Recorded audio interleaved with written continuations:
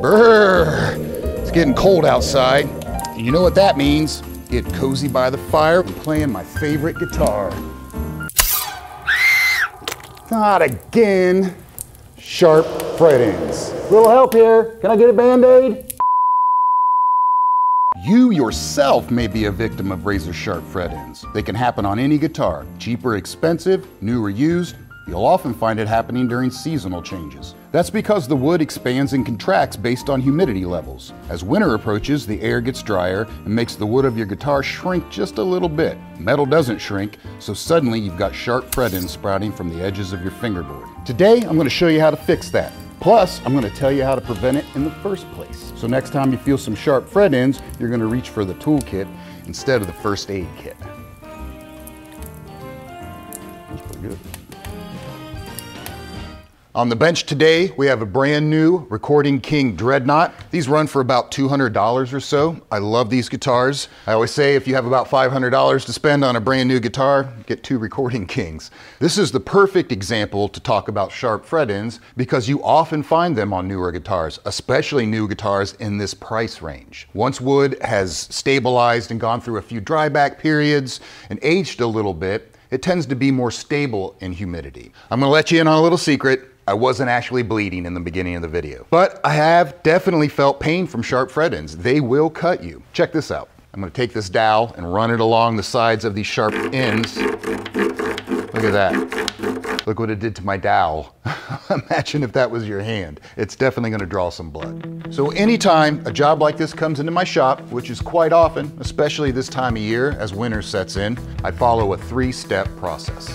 File, dress, and polish. So I'm gonna walk you through the process, but you're gonna wanna stick around until the end because I'm gonna give you my trade secret for how I get really clean, professional looking fret ends.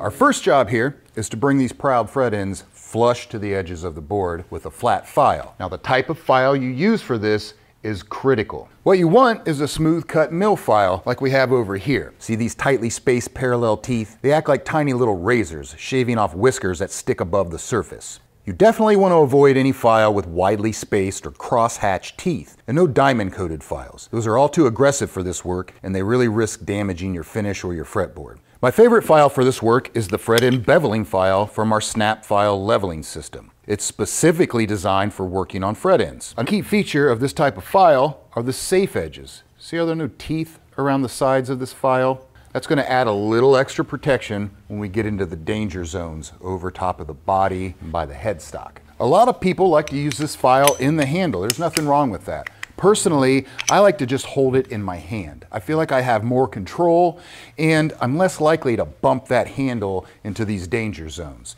You can buy this file separately from the handle. So either way, today I'm going to show you how I do it holding it in my hand. 3 fingers on the bottom, my thumb on top, my index finger kind of steering the whole thing. Let's get our tape out, protect these danger zones, and let's get to filing.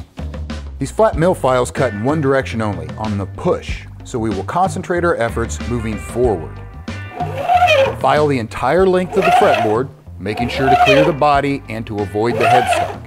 Body position is very important. See how I'm facing more toward the headstock and I'm working the opposite side from me? That puts my arm in a position to move in a straight line most accurately. For now, I'm holding the file almost straight up and down.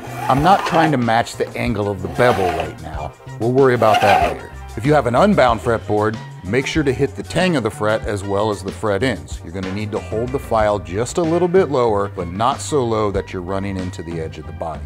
You might be wondering why I haven't taped off the sides of the fretboard to protect the finish. Well, I actually want to hit the finish just a little bit. With the tape, the closest I can get is the thickness of the tape, and that can still leave just a little bit of a sharp feel. I need to kiss this finish to truly get everything flush.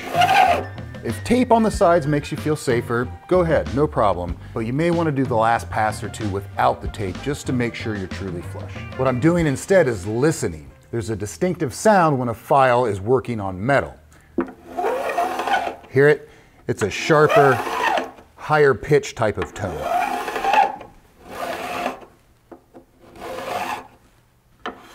Okay, there, we've changed, listen. Hear that? That's the sound of the file hitting finish. That's when we stop and check our work.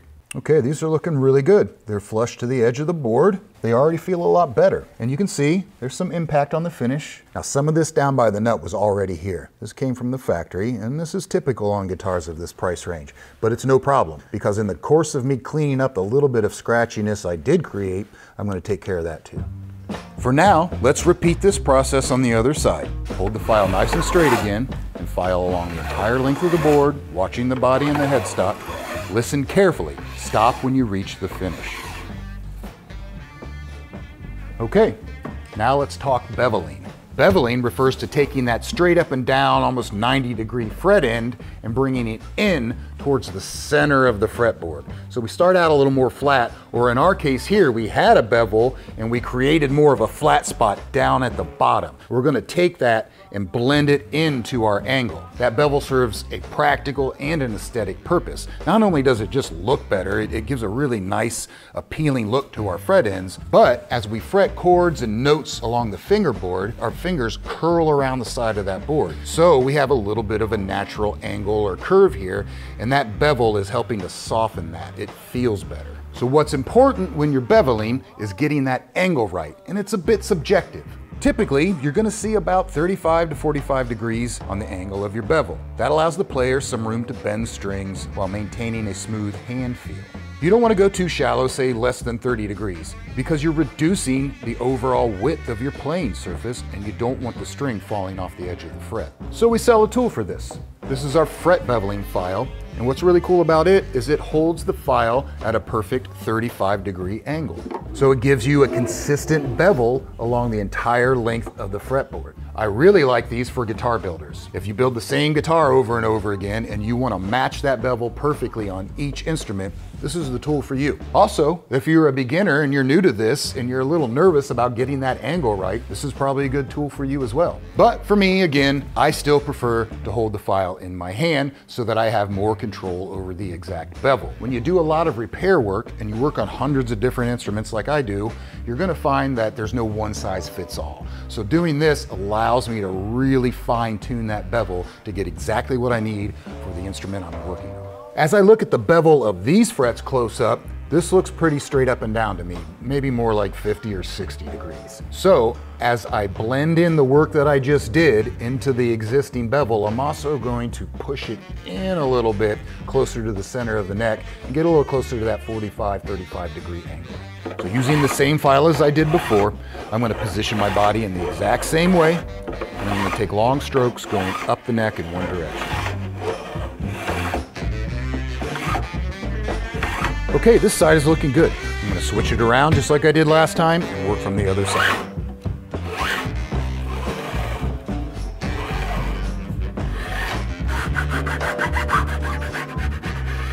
Okay, we're flush to the edge of the fretboard. Our bevel is right. Now it's time to move on to step number 2, dressing. So our filing and beveling has removed any of that excess fret that's sticking out beyond the edge of the fretboard. It's no longer snagging and grabbing our hands, but that has also sharpened the whole end of the fret to a knife edge. We have a sharp point on each end, and then that arch of the fret has come really sharp too. So we need to soften all of those edges, and the choice for what tool to use for that is pretty easy. Our fret end dressing file. Let's go over some key details of this file that make it perfect for this job. Here's our problem area. These two sharp corners of our fret end that meet the board. Even though they are flush, your hand is still going to feel those as you grip the neck. We've also honed this arch to a knife edge, so the top still feels sharp as we slide across them. We're going to fix all of that with a few strategic swipes of our file. This file has two safe edges to save you from scratching your board, one rounded and one flat. For these sharp pointy corners, we're going to start with the flat side down because it allows us to get deep into the corner and remove this point. I'll come in from the top, perpendicular to the corner of the bevel, and round it out. Just a few strokes will do. Okay. I'll do the same thing on the other side, but because I'm right-handed, it feels more natural to come at it from the underside like this. You just need a small amount of pressure, and be careful because you can still dig into the board with these safe edges. And that's it. It really doesn't take much, and you don't want to overdo it. Now let's turn our attention to the arch of the fret end. This time I'll use the rounded side down and a rolling motion to smooth out the sharp bevel. The rounded side is some extra insurance that keeps me from nicking the board as I roll the file around the arch. I'm starting on one side and moving to the center of the crown, rolling over the microscopic sharp edge we created while filing. Now I'm going to switch sides and come in from the underneath like I did previously, and once again, file and roll to the top to meet the point where I stopped on the other side. Okay, so I knocked off my two little points and put a slight round over on my arch. It's nice and smooth, but still looks very sharp and defined. The biggest mistake I tend to see is doing too much. So if you close your eyes, it feels smooth, but when you look at it, it looks sloppy or mushy. We're trying to strike that balance between aesthetics and functionality. We want it to feel right, but we still want it to look good. Now I need to repeat that process to all of the frets on both sides.